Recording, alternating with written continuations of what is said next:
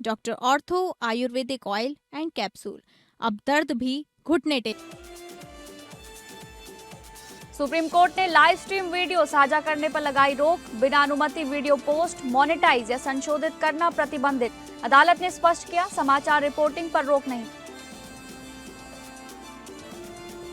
Supreme court ने सोनम रघुवंशी की जमानत याचिका रद्द की। 3 सप्ताह में सरेंडर करने का दिया निर्देश। 6 महीने में ट्रायल नहीं तो नई जमानत संभव।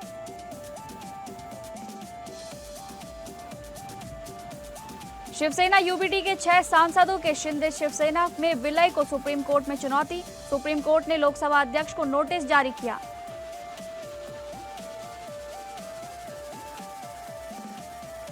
बीसीआई ने नामांकन शुल्क बढ़ाकर 22,500 रुपए का किया प्रस्तावित। SC/ST अभ्यर्थियों को शुल्क में विशेष रियायत। कानून प्रवेश के लिए प्रवेश परीक्षा कराने का प्रस्ताव।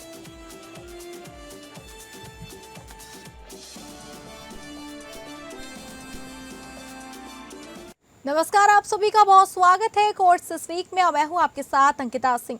अगले आधे घंटे हम आपको इस हफ्ते की सुप्रीम कोर्ट, हाई कोर्ट और तमाम निचली अदालतों के अहम केसों पर जानकारी देंगे। तो शुरू करते हैं कोर्ट्स दिस वीक।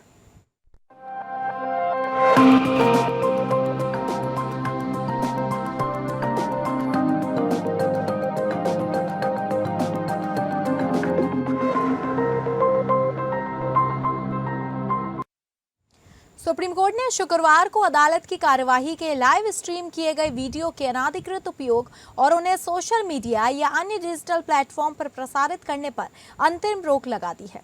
हालांकि अदालत ने स्पष्ट किया कि इस आदेश का समाचार रिपोर्टिंग पर कोई प्रभाव नहीं पड़ेगा।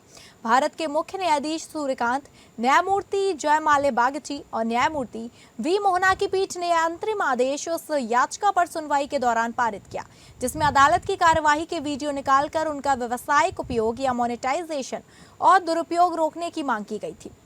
अदालत ने आदेश में कहा कि अंतरिम उपाय के रूप में निर्देश दिया जाता है कि इस न्यायालय की लाइव स्ट्रीम की गई कार्यवाही को संबंधित रजिस्ट्रार, सुप्रीम कोर्ट के सचिव जनरल तथा उच्च न्यायालयों के रजिस्ट्रार जनरल की पूर्व अनुमति के बिना सोशल मीडिया या किसी अन्य डिजिटल प्लेटफॉर्म पर पोस्ट, रिपोस्ट, रिकॉर्ड, एक्सट्रैक्ट, संशोधित, प्रसारित, मोनेटाइज या समीक्षा नहीं किया जाएगा। सुप्रीम कोर्ट के सचिव जनरल और सभी उच्च न्यायालयों के रजिस्ट्रार जनरल इस आदेश को अपनी अपनी अदालतों की वेबसाइट पर प्रदर्शित करेंगे। यह आदेश समाचार रिपोर्टिंग पर लागू नहीं होगा। सुप्रीम कोर्ट ने सभी राज्यों को नोटिस जारी कर इस याचिका पर उनका जवाब मांगा। साथ ही केंद्र सरकार से कहा कि वह याचिका में की गई मांगों के क्रियान्वयन की संभावना पर विचार करें। पीठ ने सभी न्यायालयों से यह भी रिपोर्ट मांगी कि अदालत की कार्यवाही की लाइव स्ट्रीमिंग को विनियमित करने के लिए उन्होंने नियम बनाए हैं या नहीं। साथ ही अदालत ने यह भी कहा कि उच्च न्यायालय लगातार लाइव स्ट्रीमिंग की व्यवस्था के संबंध में भी अपनी रिपोर्ट प्रस्तुत करे। न्यायमूर्ति वी मोहना ने स्पष्ट किया कि शुक्रवार को पारित अंतरिम आदेश का मुख्य मीडिया पर किसी प्रकार का प्रतिबंध लगाना नहीं है। उन्होंने कहा यह प्रेस पर लगाया गया कोई गैग ऑर्डर नहीं है। सुनवाई के दौरान पीठ ने कहा यह अपेक्षा करना ना तो व्यवहारिक है और ना ही उचित है कि सभी अदालतों की कार्यवाही हर समय लगातार लाइव स्ट्रीम की जाए। यह टिप्पणी उस समय आई जब एक अधिवक्ता ने अदालत का ध्यान इस ओर दिलाया कि अदालत की रिकॉर्डिंग सोशल मीडिया पर अलग अलग रूप से प्रसारित की जा रही है। याचिकाकर्ता की ओर से वरिष्ठ अधिवक्ता विकास सिंह ने कहा वीडियो क्लिप में शब्द जोड़कर उन्हें अलग तरीके से प्रस्तुत किया जा रहा है। इस पर पीठ ने कहा हाल ही में दिल्ली हाईकोर्ट के समक्ष भी अदालत की कार्यवाही के वीडियो के अनाधिकृत प्रसार का मामला आया था। उस मामले में ऑनलाइन इंटरमीडियरी प्लेटफॉर्म ने हाईकोर्ट से कहा था कि वे ऐसे कंटेंट की पहले से निगरानी या उसे रोक नहीं सकते। न्यायमूर्ति जयमाल्या बागची ने कहा कि सभी अदालतों की कार्यवाही को हर समय लाइव स्ट्रीम करना उचित नहीं होगा। उन्होंने कहा एक बार वीडियो सार्वजनिक मंच पर आ जाने के बाद उसके प्रसार को नियंत्रित करना बेहद कठिन हो जाता है। अदालत की कार्यवाही को मनोरंजन का साधन नहीं बनाया जा सकता क्योंकि इससे न्याय प्रणाली की गरिमा कम होती है। उन्होंने कहा, सार्वजनिक मंच पर जाने वाला यह पूरा डेटा सबसे बड़ी चुनौती बन जाता है। लाइव स्ट्रीमिंग को सामान्य व्यवस्था नहीं बल्कि अपवाद होना चाहिए। अदालतों को 24 घंटे के मनोरंजन का माध्यम नहीं बनाया जा सकता, इससे न्याय प्रणाली का महत्व कम होता है। न्यायमूर्ति बागची ने सुझाव दिया कि अदालत की कार्यवाही की रिकॉर्डिंग तो जारी रह सकती है, लेकिन उसकी सार्वजनिक उपलब्धता सीमित की जानी चाहिए। उन्होंने कहा कि रिकॉर्डिंग को एक सुरक्षित डेटा रिपोजिटरी में संग्रहित किया जा सकता है और उसकी पहुंच नियंत्रित रखी जा सकती है, अन्यथा यह न्याय प्रणाली के लिए गंभीर खतरा बन सकता है।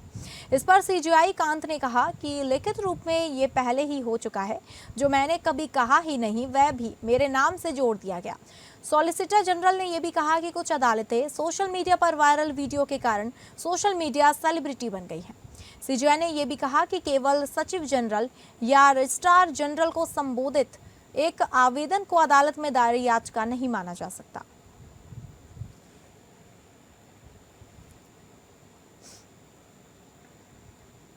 सुप्रीम कोर्ट ने मणिपुर में वर्ष 2023 की जातीय हिंसा से जुड़े आपराधिक मामलों की रोजाना सुनवाई के लिए विशेष अदालतें गठित करने का प्रस्ताव रखा। अदालत ने जांच में हो रही देरी पर गंभीर चिंता व्यक्त करते हुए कहा कि लंबित मामलों की जांच उचित समय सीमा के भीतर पूरी की जानी चाहिए। भारत के मुख्य न्यायाधीश सूर्यकांत, न्यायमूर्ति जयमाल्या बागची और न्यायमूर्ति वी मोहना की पीठ ने सीबीआई, विशेष जांच दलों और महाराष्ट्र के पूर्व पुलिस महानिदेशक दत्तात्रेय पडसलगीकर द्वारा दाखिल स्थिति रिपोर्ट पर विचार किया। पडसलगीकर को सुप्रीम कोर्ट ने जांच की निगरानी के लिए नियुक्त किया है। अदालत ने पाया कि सीबीआई ने 21 मामलों में आरोप पत्र दाखिल कर दिए हैं, जबकि 11 मामलों की जांच अभी भी जारी है। 3 मामलों में क्लोजर रिपोर्ट स्वीकार कर ली गई है और 4 मामले अभी भी जांच के दायरे में हैं।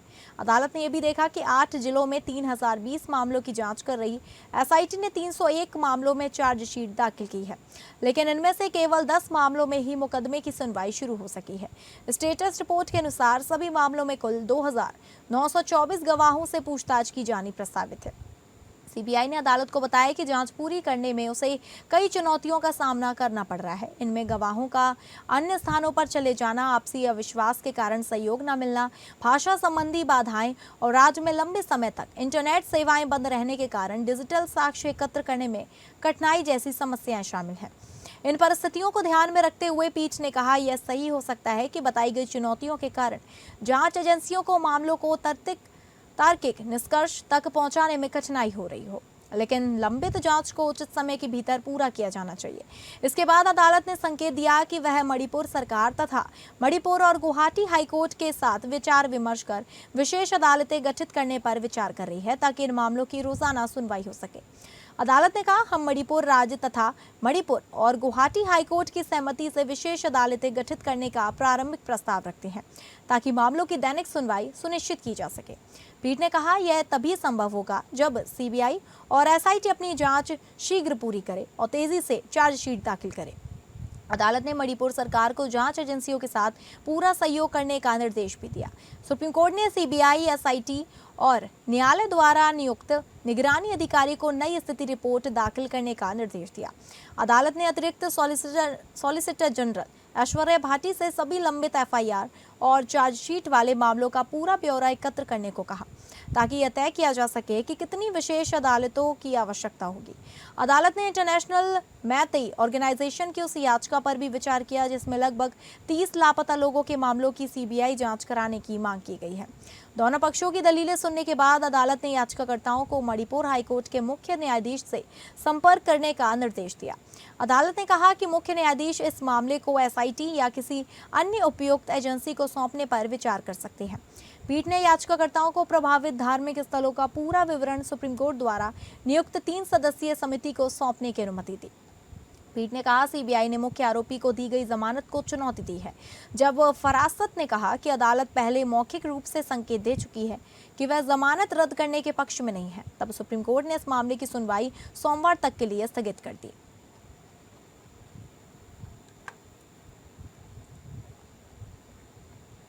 सुप्रीम कोर्ट ने मेघालय के चर्चित हनीमून मर्डर केस में मुख्य आरोपी सोनम रघुवंशी की जमानत रद्द कर दी।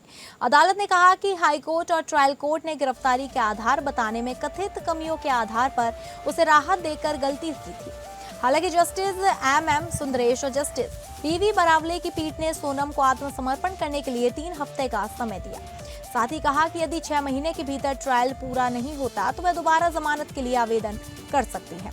मेघालय सरकार की अपील स्वीकार करते हुए सुप्रीम कोर्ट ने कहा कि संविधान अनुच्छेद 22(1) के तहत गिरफ्तारी के आधार बताना अनिवार्य है, लेकिन इस मामले में ऐसा नहीं कहा जा सकता कि गिरफ्तारी के आधार बिल्कुल नहीं बताए गए थे।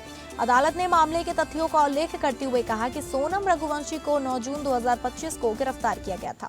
अभियोजन पक्ष के अनुसार शादी के बाद वह अपने पति राजा रघुवंशी के साथ हनीमून मनाने मेघालय गई थी, जहां उसने कथित तौर पर किराए पर लिए गए 3 लोगों की मदद से अपने पति की हत्या करवा दी और शव को एक खाई में फेंक दिया।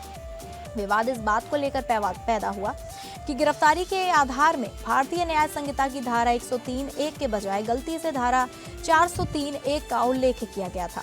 सोनम ने सुप्रीम कोर्ट के मिहिर राजेश शाह मामले के फैसले का हवाला देते हुए तर्क दिया कि उसे गिरफ्तारी के सही आधारों की जानकारी नहीं दी गई, इसलिए वह जमानत की हकदार है। ट्रायल कोर्ट ने इस दलील को स्वीकार कर उसे जमानत दी थी और हाईकोर्ट ने भी उस आदेश को बरकरार रखा था।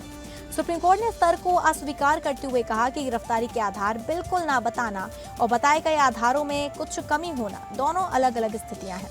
अदालत ने कहा यह नहीं कहा जा सकता कि प्रतिवादी को गिरफ्तारी के आधार नहीं बताए गए। गिरफ्तारी के आधार न बताने और पर्याप्त जानकारी न देने में अंतर है। पहली स्थिति गिरफ्तारी को अवैध बना सकती है, जबकि दूसरी स्थिति में देखना होता है कि उससे आरोपी को वास्तव में कोई नुकसान हुआ है या नहीं। पीठ ने यह भी कहा कि सोनम ने मजिस्ट्रेट के सामने स्वीकार किया था कि उसे गिरफ्तारी के आधार और संबंधित दस्तावेज उपलब्ध करा दिए गए थे। मजिस्ट्रेट ने भी रिकॉर्ड पर यह दर्ज किया था कि कानूनी प्रक्रिया का पालन किया गया है। इसी आधार पर सुप्रीम कोर्ट ने सोनम रघुवंशी की जमानत रद्द करते हुए उसे 3 हफ्ते के भीतर आत्मसमर्पण करने का निर्देश दिया। साथ ही यह भी स्पष्ट किया कि अगर 6 महीने के भीतर ट्रायल पूरा नहीं होता तो वह नई जमानत याचिका दाखिल कर सकती है।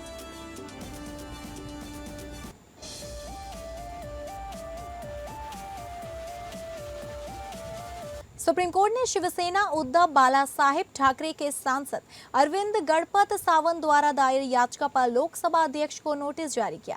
याचिका में लोकसभा अध्यक्ष के उस फैसले को चुनौती दी गई है जिसके तहत शिवसेना यूबीटी के 6 सांसदों के एकनाथ शिंदे के नेतृत्व वाली शिवसेना में विलय को मंजूरी दी गई थी।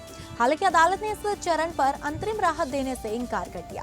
न्यायमूर्ति पीएस नरसिम्हा और न्यायमूर्ति आलोक अराधे की पीठ के समक्ष वरिष्ठ अधिवक्ता देवदत्त कामत ने शिवसेना यूबीटी की ओर से दलील दी कि लोकसभा अध्यक्ष ओम बिरला के समक्ष किसी भी सांसद के खिलाफ अयोग्यता की कोई याचिका लंबित नहीं है। ऐसे में विलय को मंजूरी देने का कोई अवसर नहीं था। उन्होंने लोकसभा अध्यक्ष के आदेश पर अंतरिम रोक लगाने की भी मांग की। उन्होंने ये भी कहा कि विलय संबंधी आदेश पर स्वयं लोकसभा अध्यक्ष ने हस्ताक्षर नहीं किए, बल्कि किसी संयुक्त सचिव ने हस्ताक्षर किए। देवदत्त कामत ने कहा कि यह मामला संवैधानिक नैतिकता और संसदीय मर्यादा से जुड़े अत्यंत महत्वपूर्ण प्रश्न उठाता है तथा संसदीय लोकतंत्र की मूल भावना से संबंधित है। उन्होंने कहा कि उनकी पार्टी के चुनाव चिन्ह पर चुने गए 9 सांसदों में से 6 सांसदों का विलय कराया गया है, जबकि कोई अयोग्यता कार्यवाही लंबित नहीं थी। उन्होंने ये भी कहा कि सुप्रीम कोर्ट ने सुभाष देसाई मामले में जो सिद्धांत स्थापित किए थे, उनके अनुसार इस परिस्थिति में विलय का प्रश्न ही नहीं उठता।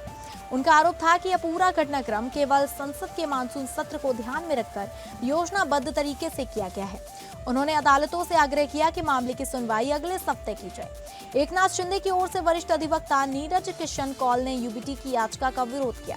सुनवाई के बाद पीठ ने लोकसभा अध्यक्ष को नोटिस जारी किया, लेकिन अंतरिम राहत देने से इनकार करते हुए मामले को 2 हफ्ते बाद सुनवाई के लिए सूचीबद्ध कर दिया। संसद के मानसून सत्र से पहले लोकसभा अध्यक्ष ओम बिरला ने शिवसेना के 6 सांसदों के एकनाथ शिंदे के नेतृत्व वाली शिवसेना में विलय को मंजूरी दी थी। इस विलय के बाद लोकसभा में शिवसेना के सांसदों की संख्या घटकर 3 रह गई, जबकि एकनाथ शिंदे के नेतृत्व वाली शिवसेना के सांसदों की संख्या बढ़कर 13 हो गई है।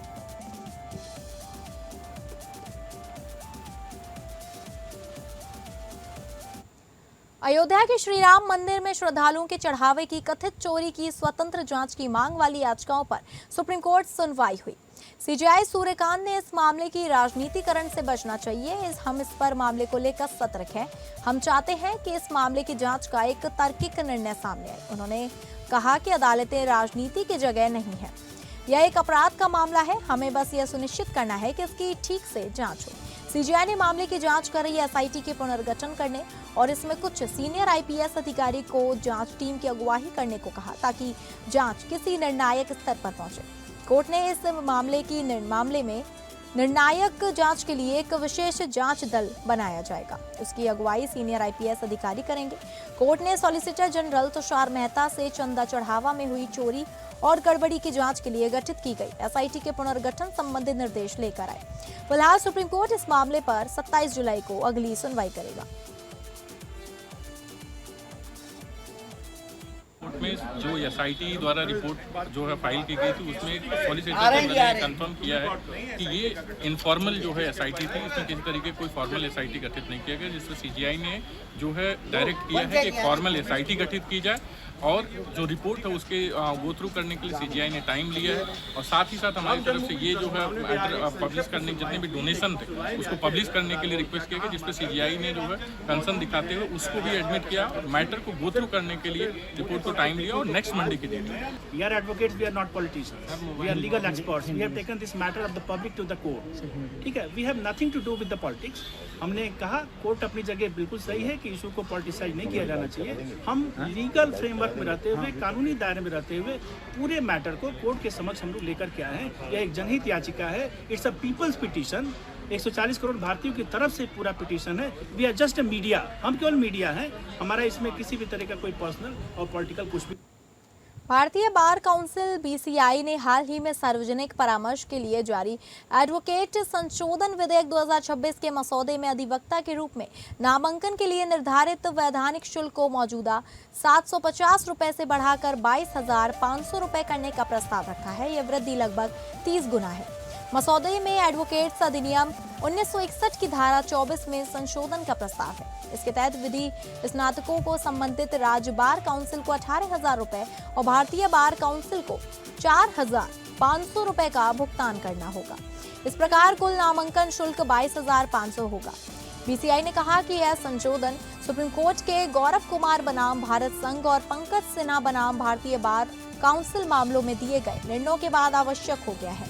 परिषद ने कहा कि मौजूदा वैधानिक शुल्क वर्ष 1993 से अपरिवर्तित है और अब नामांकन से जुड़ी संस्थागत जिम्मेदारियों के अनुरूप नहीं रह गया है।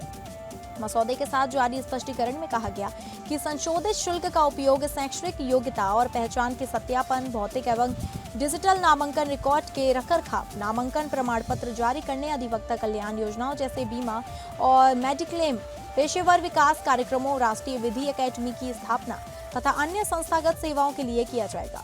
मसौदे में अनुसूचित जाति, अनुसूचित जनजाति तथा बेंचमार्क दिव्यांगता वाले आर्थिक रूप से कमजोर अभ्यर्थियों को रियायत देने का भी प्रस्ताव है। ऐसे अभ्यर्थियों को निर्धारित नामांकन शुल्क का केवल 1/4 भुगतान करना होगा।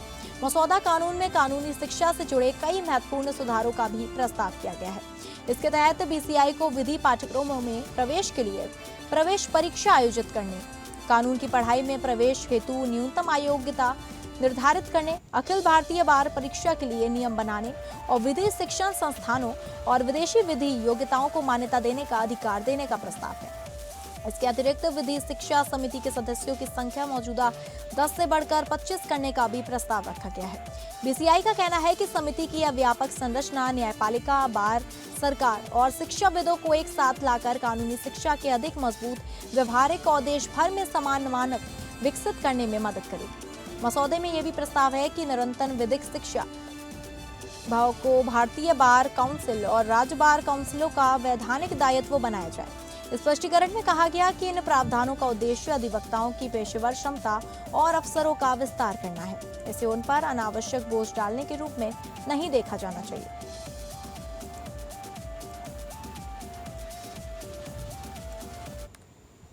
तो फिलहाल कोर्ट्स दिस वीक में बस इतना ही। नमस्कार।